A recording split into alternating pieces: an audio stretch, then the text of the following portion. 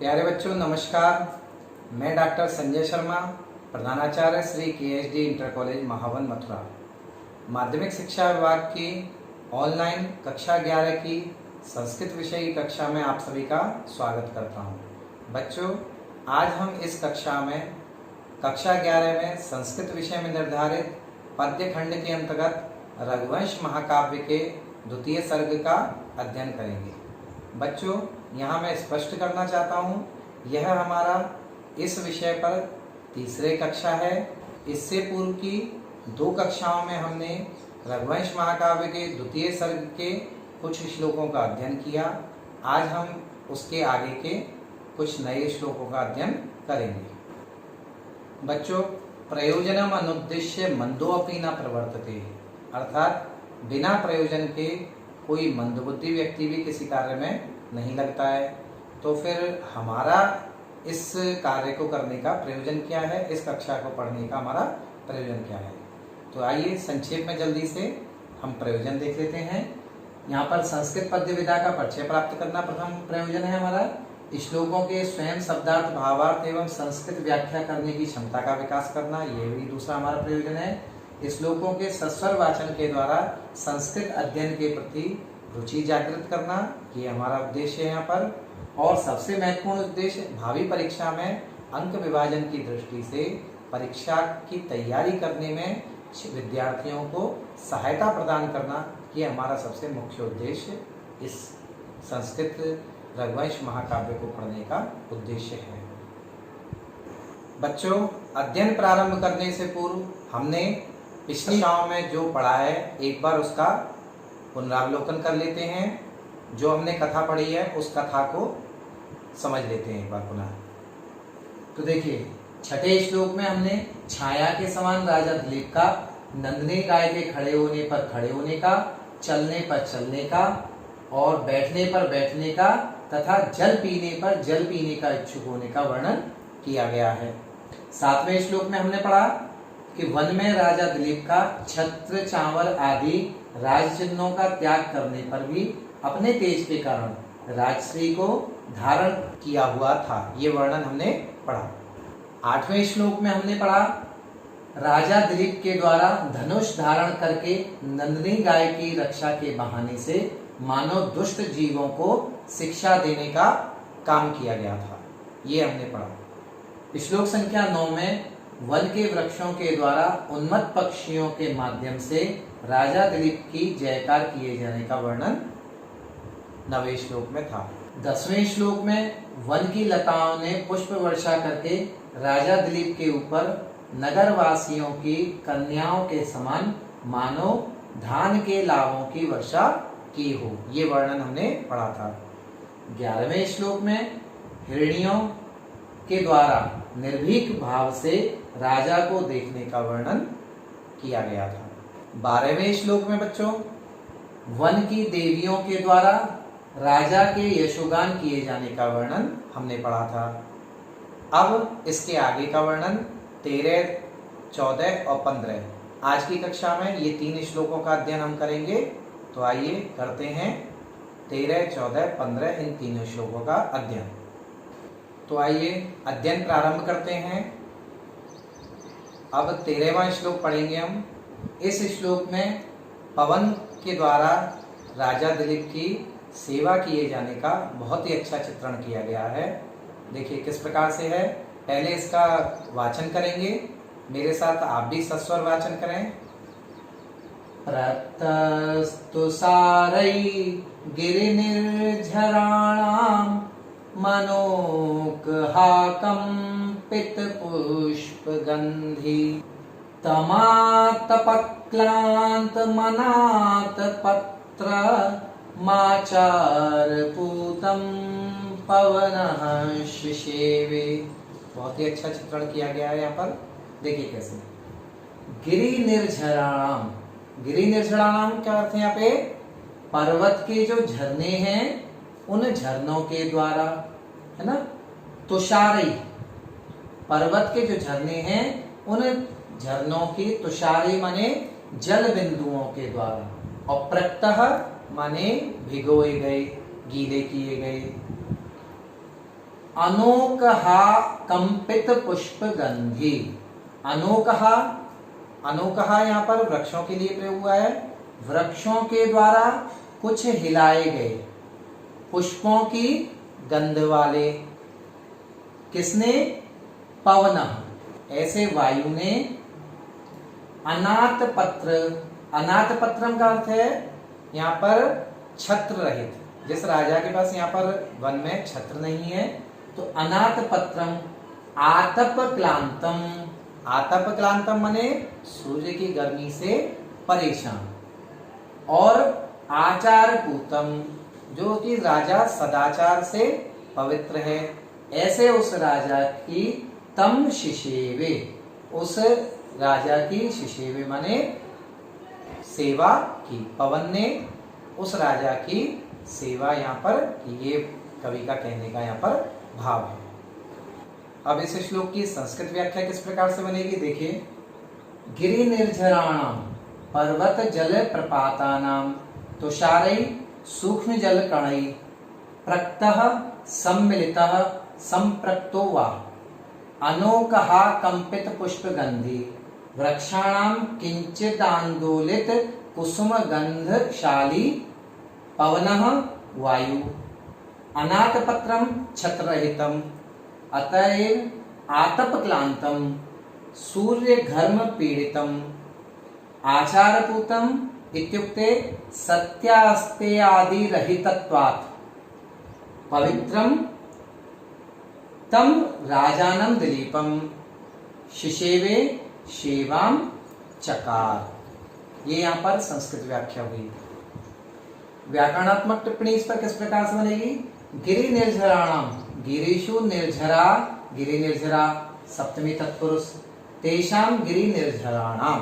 इस तरह से ये सप्तमी तत्पुरुष बनने के बाद तेषाम गिरि निर्झराणाम ये शब्द बनेगा। प्रक्तः प्रचि प्रत्यय प्रथमा विभक्ति एक वचन में प्रक्तः बनेगा। अनोकहा कंपित पुष्प गंधी ईशत आ कंपितानि आकंपितानि अव्ययभाव समास बनेगा। आकंपितानि च तानि पुष्पाणि आकंपित पुष्पाणि कर्मधारय समास बनेगा। अनोकहानाम आकंपित पुष्पाणि अनोकहा कंपित पुष्पाणि षष्ठी तत्पुरुष समास बनेगा। तेषाम यो गंध सो अस्या अस्ति इति अनोकहा कंपित पुष्प गंधी। प्रथमा विभक्ति एक वचन में ये अनोकहा कंपित पुष्प गंधी शब्द निष्पन्न होता है। अनाथ पत्रम कैसे बनेगा देखिए। न विद्यते आतप पत्रम यस्य सह अनाथ पत्रम बहुब्रीहि समास बना पहले, फिर तम, इससे अनाथ पत्रम शब्द बना। आतप क्लांतम आतपेन क्लांतम आतप क्लांतम तृतीया तत्पुरुष समास बना। आचार पूतम आचारेण पूतम आचार पूतम तृतीया तत्पुरुष समास। शिशेवे शिव धातु से परोक्ष लिट में प्रथम पुरुष एक वचन और आत्मनेय पद में शिशेवे शब्द निष्पन्न होता है। इस श्लोक पर काव्य सौंदर्य देखेंगे। रीति यहाँ पर वैदर्भी है, गुण मधुरी है, छंद उपजाति है पूर्वत, अलंकार यहाँ पर स्वाभावोक्ति अलंकार है। अब एक अगला श्लोक देखेंगे। इस श्लोक में बहुत ही अच्छा चित्रण किया गया है कि राजा के उस वन में जाने पर क्या प्रभाव पड़ा है। देखिए पहले इसका सस्वर वाचन करेंगे। शशाम वृष्ट्या पिबिना दवाग्नि रासीद विशेषा फल पुष्प वृद्धि ऊनम न सत्वेषु अधिको बबाधे तस्मिन् वनम गोप्तरिगाह माने। देखिए तस्मिन् गोप्तरी वनम गाह माने, उस राजा दिलीप, रक्षक, गोप्तरी का अर्थ है यहाँ पे रक्षक, उस रक्षक राजा दिलीप के वनम गाह माने, वन में प्रवेश करने पर क्या क्या प्रभाव पड़े हैं देखिए। दवाग्नि, दवाग्नि होती है वन की जो आग होती है उसको दावाग्नि बोलते हैं। तो दवाग्नि जो वन की आग है वो बहुत भयंकर होती है, लेकिन राजा दिलीप के वन में प्रवेश करने पर दवाग्नि जो जो दवाग्नि वर्षा से केवल बुझ सकती है और किसी से उसको संभव नहीं है उसको बुझाना, लेकिन यहाँ पर राजा दिलीप के वन में प्रवेश करने पर दवाग्नि जो जंगल की आग है वो वृष्ट्या बिना अपी माने बरसात के बिना भी क्या हुआ है, शशांक माने शांत हो गई है। फल पुष्प वृद्धि विशेषा आसीत, जंगल में फल और पुष्पों की अधिकता होने लगी है, माने उनकी उत्पत्ति अधिक होने लगी राजा के वहां पहुंचने पर। और सत्वेषु अधिको यहाँ यण संधि है, सत्वेषु अधिको। तो सत्वेषु अधिको माने जो बलशाली था, जंतुओं में जो बलशाली था, अधिको का मतलब बलशाली, यहाँ पे जंतुओं में जो बलशाली था उसने ऊनम का अर्थ होता है कमजोर, उसने कमजोर को न बवादे, उसने कमजोर को सताना छोड़ दिया। यानी जो बलशाली था वो कमजोर को सता नहीं रहा था राजा दिलीप के वन में पहुंचने पर। तो राजा दिलीप के वन में पहुंचने पर क्या क्या हुई थी, क्या क्या प्रभाव पड़े उस राजा दिलीप के वन में पहुंचने पर। जो जंगल की आग है वो बरसात के बिना ही शांत हो गई, फल पुष्प वृद्धि अधिक होने लगी थी और जीव जंतुओं में जो बलशाली था उसने अपने से छोटों को कमजोर को सताना छोड़ दिया। अब इसकी संस्कृत व्याख्या देखेंगे। गोप्तरी का रक्षके तस्मिन् पूर्वोक्ते राज्ञे दिलीपे वनम काननम गाहमाने प्रवेशम क्रियमाणे सति वृष्ट्या जलवर्षणे बिना अभावे अपि दवाग्निः वनानलः शशांक शांतो अभवत्। फल पुष्प वृद्धि फल प्रसून समृद्धि विशेषः असामान्यम् आसीत् अभवत् तथा सत्वेषु जीव जंतुषु अधिकः बलेनाधिकः प्रबलतरः ऊनम न्यून बलम न बबाधे न पीडयत्। ये इसकी संस्कृत व्याख्या हुई। अब व्याकरणात्मक टिप्पणी देखेंगे किस प्रकार बनेगी। इस पर व्याकरणात्मक टिप्पणी इस प्रकार बनेगी। गोप्तरी गुपु त्रिच सप्तमी एकवचन में गोप्तरी शब्द बनता है। गाह माने गाह लट सानच सप्तमी एकवचन में गाह माने शब्द बनता है। दवाग्नि शब्द दवस्य अग्नि दवाग्नि षष्ठी तत्पुरुष समास होकर दवाग्नि शब्द बनता है। शशांक शमु धातु से परोक्ष लिट प्रथम पुरुष एकवचन में शशांक बनता है।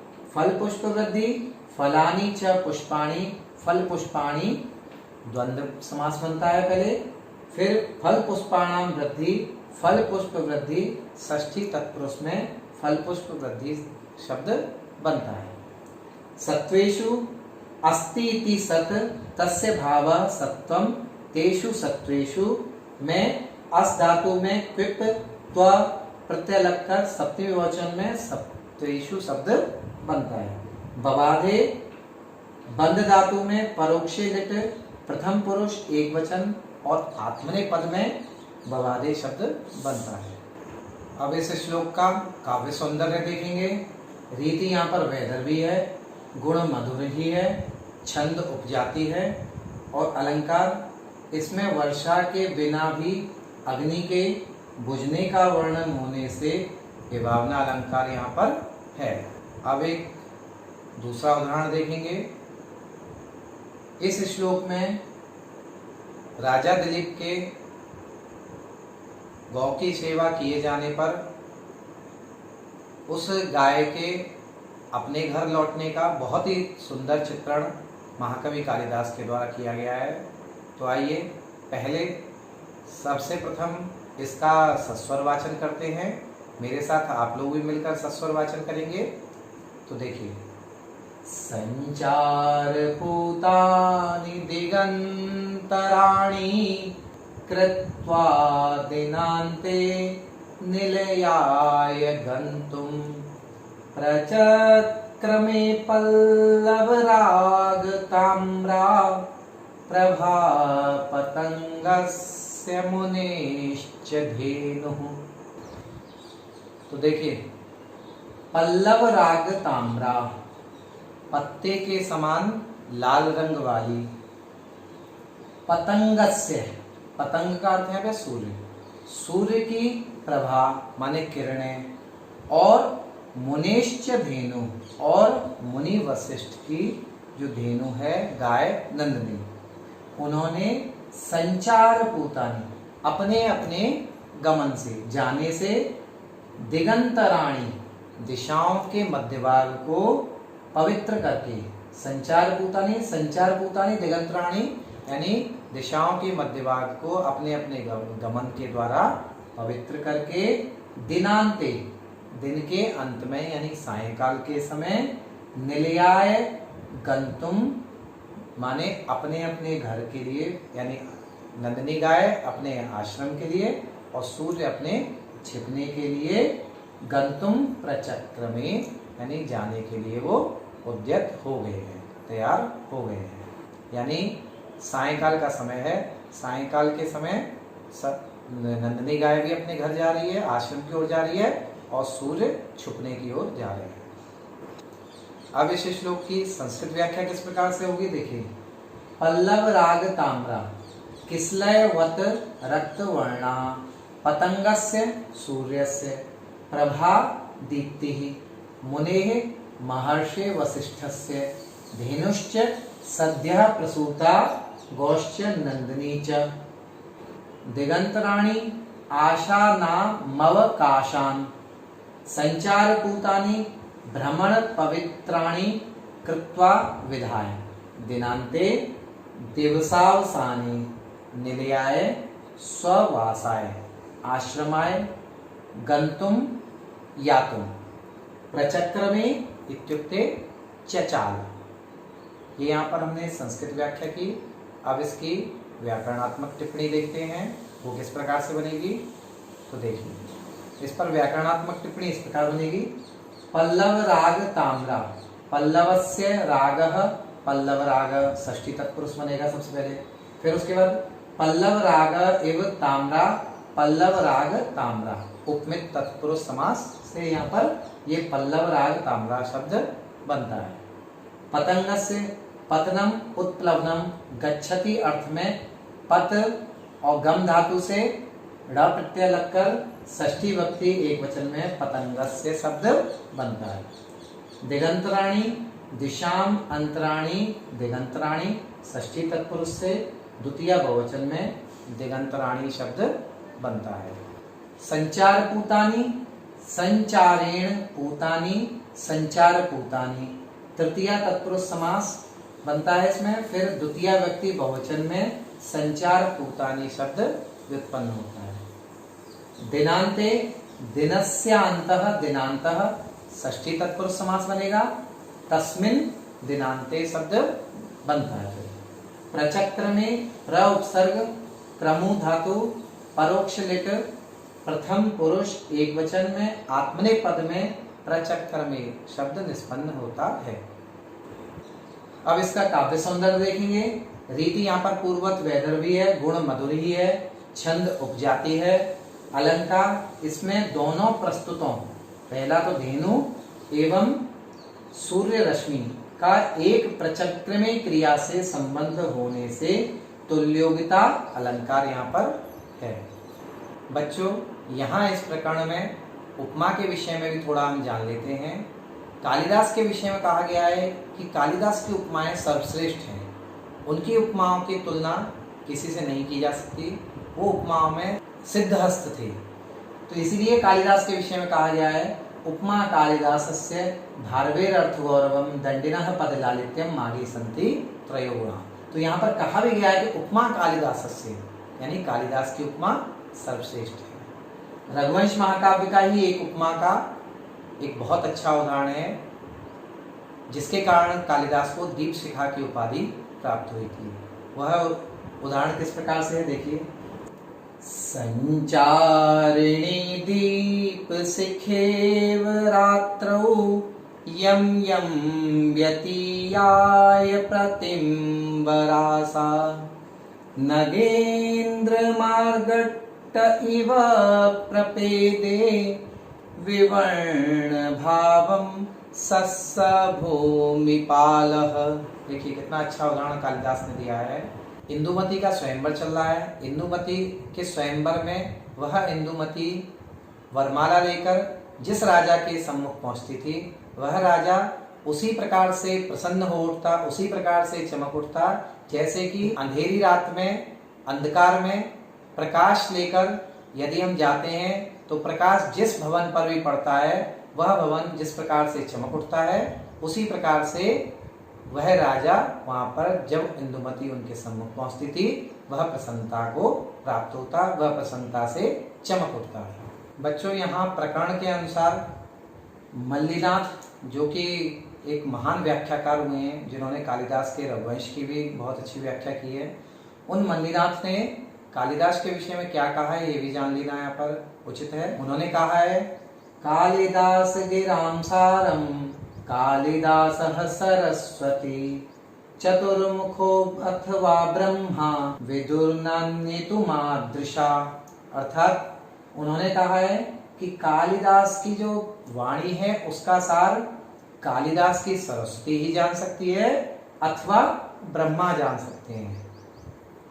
हम जैसे जो तुच्छ लोग हैं, हम जैसे लोग हैं, वो इसको ना, मेरे या अन्य जो लोग हैं वो इसको ना विदु, माने इसको जान नहीं सकते। माने कहने का मतलब ये है कि मल्लीनाथ भी यहाँ पर ये कह रहे हैं कालिदास का जो भाव है उस भाव को समझना हर एक सामान्य इंसान के बस की बात नहीं है।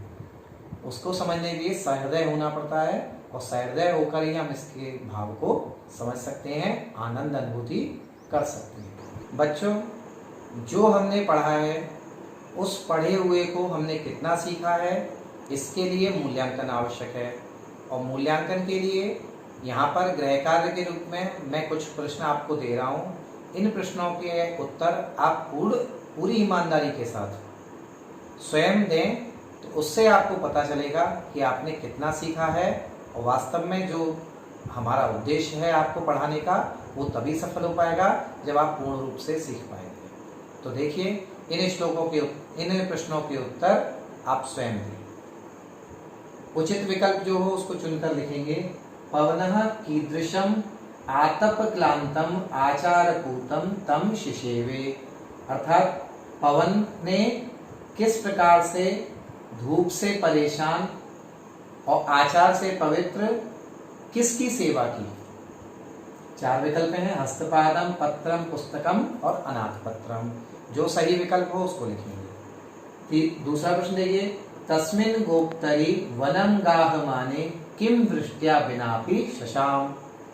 यानी उस रक्षक के वन में प्रवेश करने पर क्या बिना वर्षा के शांत हो गया था। तो क्या इसमें 4 उत्तर हैं, दावाग्नि, पवनः, अग्नि, वायु। जो सही विकल्प हो उसको आप लिखेंगे। तीसरा प्रश्न देखिए, संचार पूतानि कानि। अर्थात अपने गमन से पवित्र करने वाले क्या थे। पुस्तकानि, फलानि, दिगंतराणि अथवा ग्रहाणि। इनमें से 4 विकल्पों में से जो सही हो उसको आप लिखेंगे। आगे देखिए, मनोकहा कंपित, खाली स्थान है, फिर गंधी। इसमें 4 विकल्प दिए हैं। पहला है पुष्प, दूसरा है पत्र, तीसरा है पुस्तक और चौथा है फल। इसमें से चारों विकल्पों में से जो सही विकल्प हो उस सही विकल्प को आप खाली स्थान में लिखेंगे। आगे देखिए, सत्वेशाधिको कम ना बबाधे। इसमें भी 4 विकल्प हैं। पहला दुष्टम, दूसरा दानवम, तीसरा मानवम, चौथा ऊनम।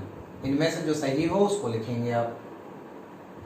अगला इस प्रश्न देखिए, 6वां, पतंगस्य प्रभा मुनेश्च धेनुः कुत्र गंतुम प्रचक्रमे। यहाँ पर भी 4 विकल्प हैं, निलयाय, फलाय, वृक्षाय, भवनाय। इन 4 विकल्पों में से जो सही हो उसको लिखें। आगे देखिए 7वां प्रश्न, आसीद विशेषा खाली स्थान है और उसके पश्चात वृद्धि। यहाँ पर 4 विकल्पों में से पहला जंतु, दूसरा फल पुष्प, तीसरा वृक्ष और चौथा भवन। इन 4 विकल्पों में से जो सही हो यहाँ पर भी आप सही विकल्प को लिखेंगे। बच्चों, विद्या के लिए अभ्यास बहुत आवश्यक है। अगर आप अभ्यास नहीं करेंगे तो वो विद्या कभी सफल नहीं हो पाएगी। कहा भी गया है, अनभ्यासे विषम विद्या। अभ्यास ना करने से विद्या विष के समान हो जाती है। और इसी प्रकार से पुस्तकस्था तु या विद्या परहस्तगतम धनम कार्यकाले समुत्पन्ने न सा विद्या न तद्धनम। अर्थात पुस्तक में स्थित विद्या जब समय, अगर आप उसको अपने दिमाग में नहीं करेंगे या उसको पढ़ेंगे नहीं, उसको आत्मसात नहीं करेंगे तो उस समय पर काम नहीं आएगी। इसलिए बच्चों कहा गया है कि परिश्रम के बिना कुछ भी सफल नहीं होता। परिश्रम करेंगे तो निश्चित रूप से सफलता आपके कदमों को चूमेगी। और कोई चीज़ अगर समझ नहीं आ रही, आप उसको 10 बार पढ़िए, 20 बार पढ़िए, निश्चित रूप से आपके समझ आएगी। कहा गया है कि करत करत अभ्यास के जड़मत होत सुजान, रसरी आवत जावते सिल पर पड़त निशान।